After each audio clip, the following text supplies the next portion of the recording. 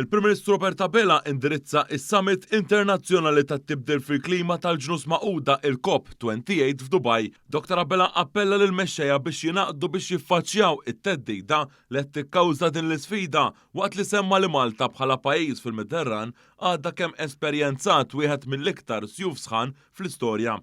Il-Prim Ministru Malti semma kif pajjiżna ħabbosta inizjattivi globali fosthom tal-Island for Islands filwaqt li tenna l-impenn ta' Malta li tkompli tajn gżejjer u stati żgħar. We are extremely satisfied to see many parties joining this important initiative.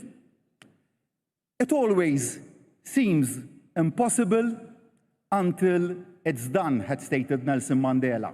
And there is no better time than today for such an important statement. Let's join forces and enable humanity to reverse this existential threat. Fil-messaġġ tiegħu il-Prim Ministru qal li Malta mhix tieħu biss inizjattivi internazzjonali iżda anke lokali hekk kif pajjiżna se jnaqqas 55% tal-emissjonijiet sal-2030. Semma kif fl-aħħar deċenju Malta naqset l-emissjonijiet tal-gassijiet serra b'60% bilan li trażżan iż-żieda fit-temperaturi. Dr. Abela sostna li Malta kellha żieda sinifikanti fl-enerġija rinnovabbli hekk kif minn 10 megawatt fl-2012 din żdiedet għal 230 megawatt fl-2021. Iżda tenna li dan mhux biżżejjed.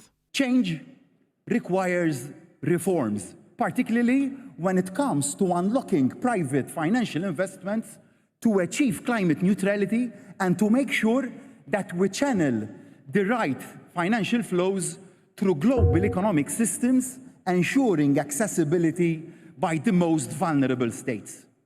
We will always walk the talk. Il-Prim Ministru żied jgħid li fl-aħħar snin Malta żiedet sew il-kontribuzzjoni tagħha lejn l-isfida tat-tibdil fil-klima. Internationally, in the past 4 years, Malta has doubled its contribution to the Green Climate Fund twice. Today, 17% of our overseas development aid is earmarked for capacity building in adaptation to climate change.